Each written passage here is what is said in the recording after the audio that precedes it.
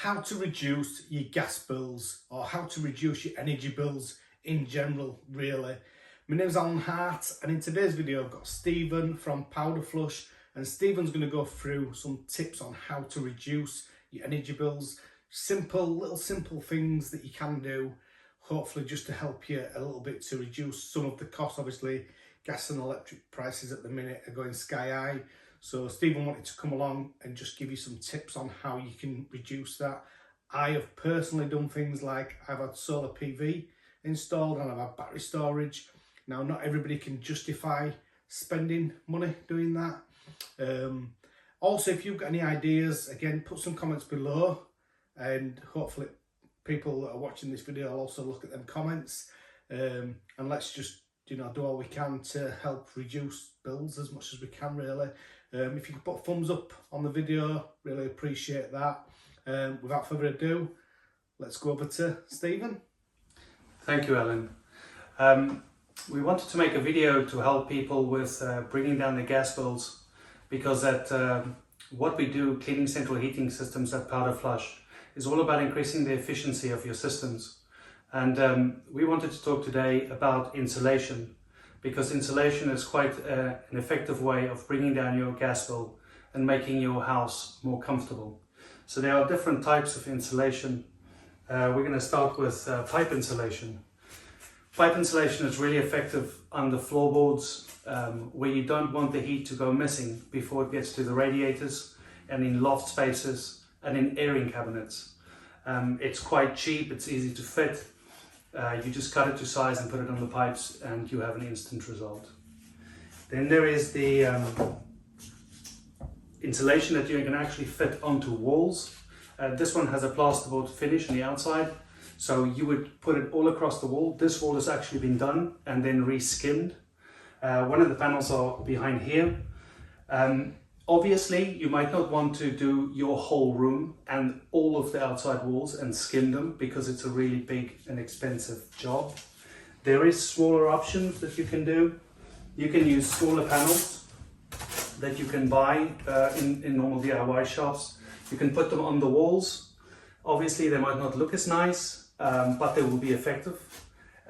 You can always cover them with decorative panels, like a piece of wood. It looks really nice. You put the insulation behind it, make a feature out of it, and it completely hides the insulation behind it. Remember that any amount of heat loss that you prevent is heat you didn't have to pay for. So if you have 20% of a wall covered, you are saving 20% of heat loss. You can also use these insulation panels in windows, where you would go to a window that is really big. It creates a lot of heat loss for the room. You can cut them to size, put them in the window.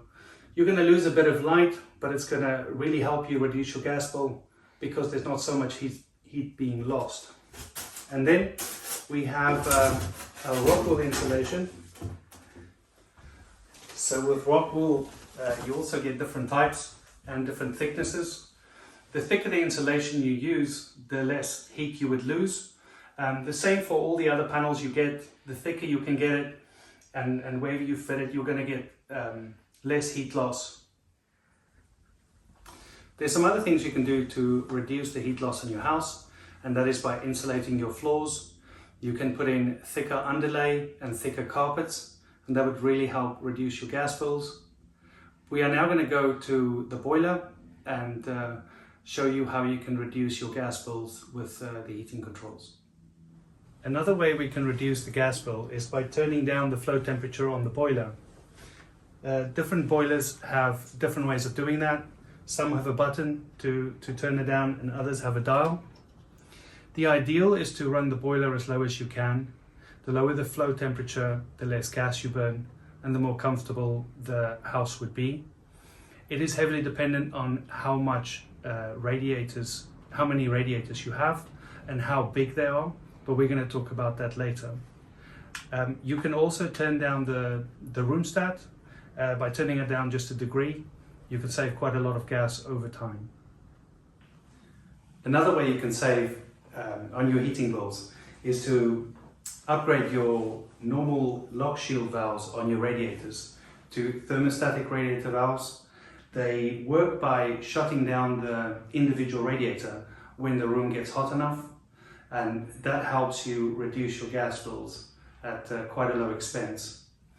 Your radiators themselves, the amount of heat they can put out is heavily reliant on the size of the radiator, if they're single radiators or double radiators. If you were to upgrade your radiators to make them longer, to make them bigger, and upgrade single panels to double panels, or even fit more radiators per room, you would be able to turn your boiler temperature down further, which would allow you to use less gas. Another top tip for keeping your central heating system as efficient as possible is to have your magnetic filter, if you have one, cleaned once a year.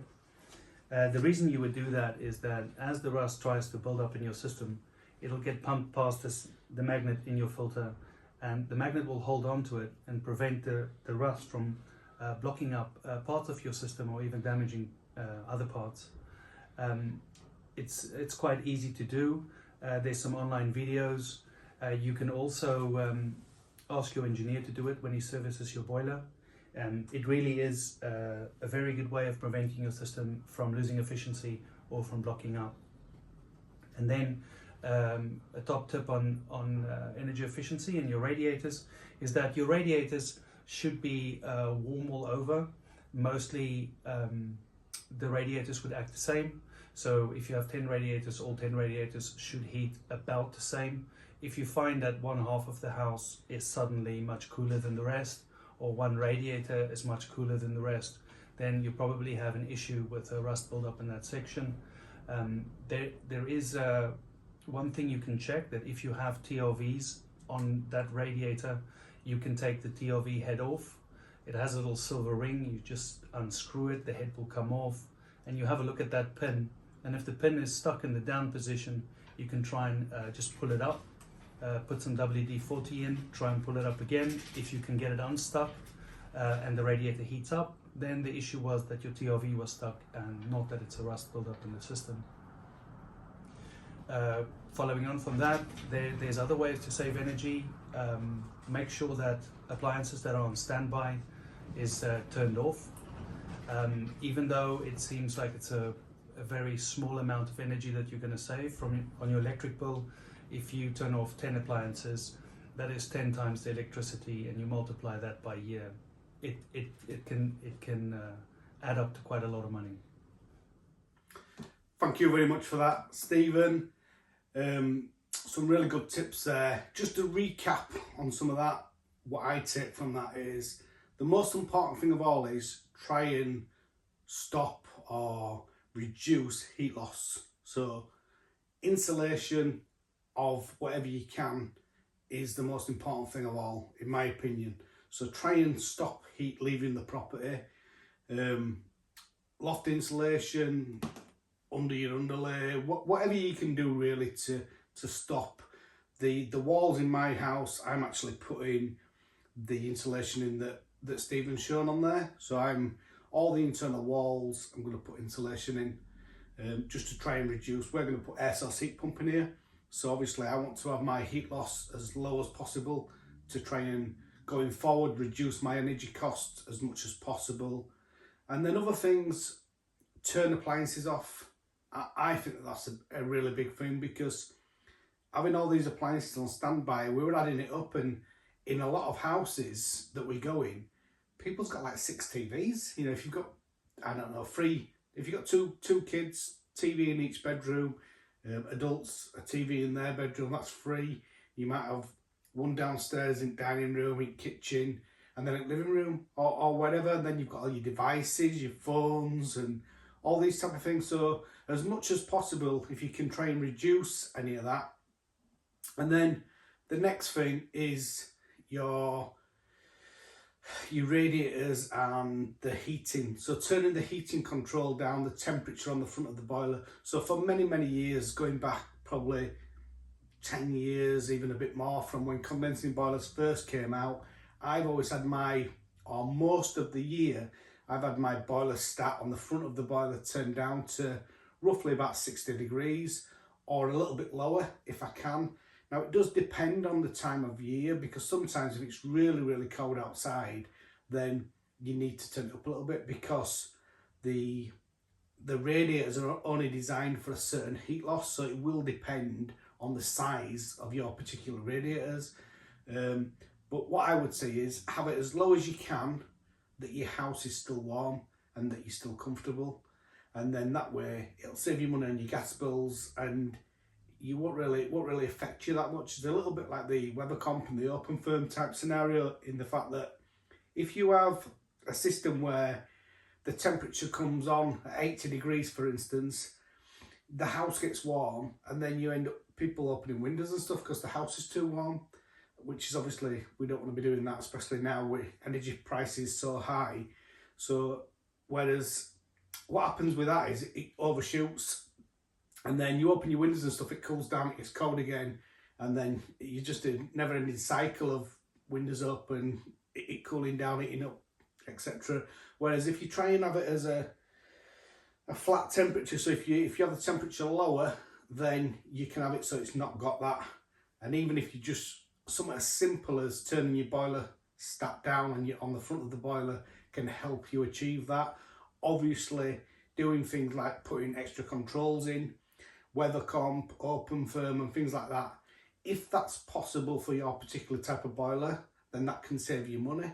But this video is really about talking a little bit about things that where you will spend money to reduce the bills, but also talking about things that is not going to cost you any money as well. Simple things just to reduce your energy bills.